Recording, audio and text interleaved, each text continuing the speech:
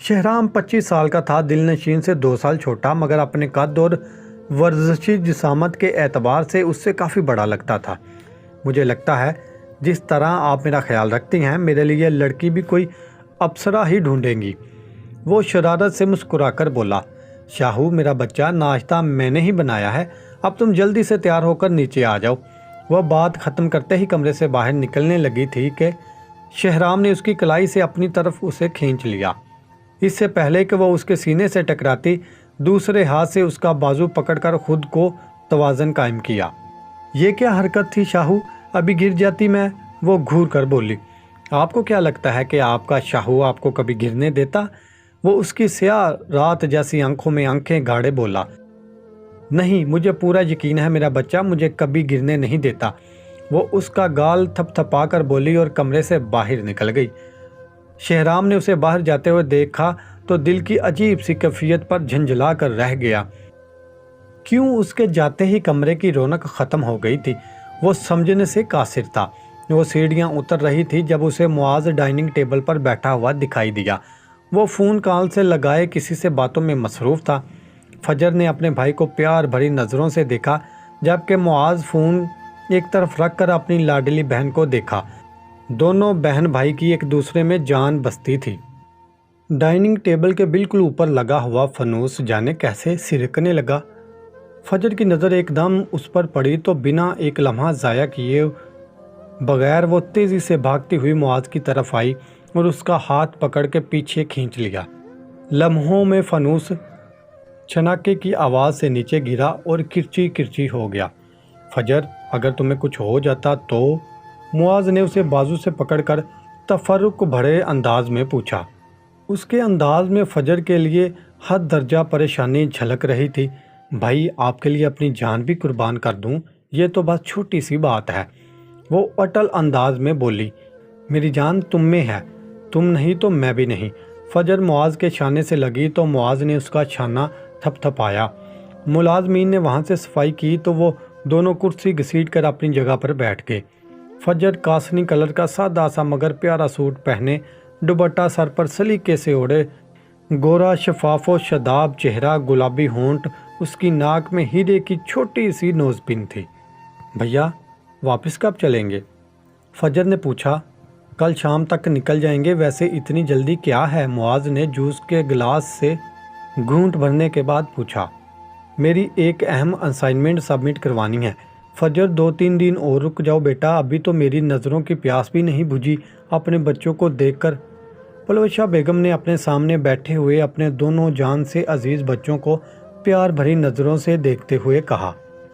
معاذ بیٹا، تم آج میرے ساتھ والے گوٹ کے سردار ہاشم کے پورے سردار شہرام کی دستار بندی پر چلو، اس کے والد سردار جعفری نے کہا ہے۔ بابا سائیں، آپ کو تو اچھی طرح پتہ ہے کہ مجھے ان سب فضول کی رسم و رواج سے سخت کوفت ہوتی ہے، اس نے سخت بیزار لہجے میں کہا۔ اچھا چلو، دستار بندی پر میں چلا جاؤں گا، مگر شام کو سردار شہرام کی دستار بندی کے بعد ایک خاص دعوت کا اہتمام کیا گیا ہے، اس میں تمہیں ہی شرکت کرنی پڑے گی، کیونکہ مجھے شام کو ٹیوب ویل کے سلسلے میں شہر سے آئے کچھ لوگوں سے ملاقات کرنی ہے۔ وہ اپنے ہاتھ پونچھتے ہوئے سرت سے اپنی جگہ سے اٹھے۔ ٹھیک ہے بابا سائیں، میں چلا جاؤں گا، اس نے مؤدب انداز میں کہا۔ اچھا پھر ملتے ہیں، وہ کہتے ہوئے باہر کی طرف نکل گئے۔ سردار جعفری کے 2 بچے تھے، بیٹا معاذ جو MBA کے لاسٹ سیمسٹر میں تھا اور بیٹی فجر جو MSc کے فرسٹ ایئر کی طالبہ تھی۔ فجر ایک با اعتماد لڑکی تھی، دونوں بہن بھائی شہر میں ہی زیر تعلیم تھے، اکثر چھٹیوں پر گوٹھ واپس آتے تھے، جیسے ان دنوں وہ اپنے والدین سے ملنے آئے ہوئے تھے۔ صبح صادق کے بعد سورج اپنی پوری آب و تاب سے چمک رہا تھا اور اپنی تپش سے گرمی کی شدت میں مزید اضافے کا باعث بن رہا تھا۔ بابا سائیں، وہ پیچھے سے آتے ہوئے جھوم کر ان کے گلے لگ گئی۔ حکم بابا سائیں کی جان۔ ماں نے صابر حسین کے گلے میں پشت سے باہیں ڈال رکھی تھی۔ ایسے نہ کہا کریں، وہ ناراضگی جتلاتے ہوئے منہ پھیلا کر بولی۔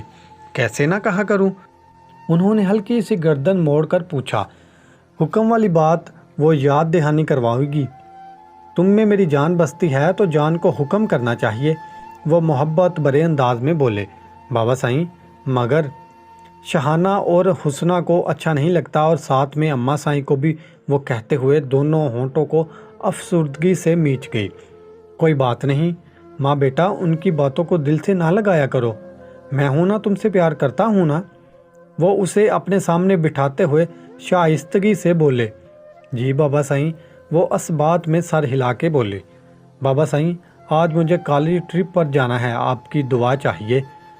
وہ ان کا ہاتھ اپنے سر پر رکھ کر بولی۔ تمہارے بابا سائیں کی دعائیں تو ہمیشہ تمہارے ساتھ ہیں، وہ مسکرا کر بولے۔ اپنا خیال رکھنا۔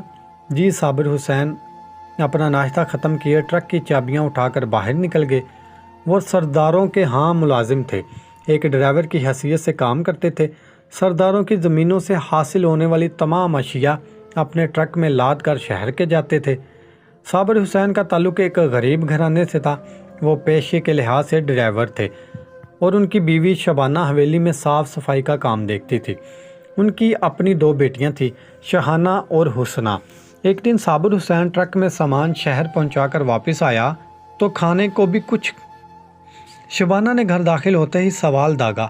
ہاں، سردار کا سارا پھل منڈی پہنچا دیا ہے، ایک پھل کی پیٹی رکھ لی تھی، نکال لا جا کر، میں تھک گیا ہوں، اب خود چلی جا، وہ تھکان زدہ آواز میں بولے۔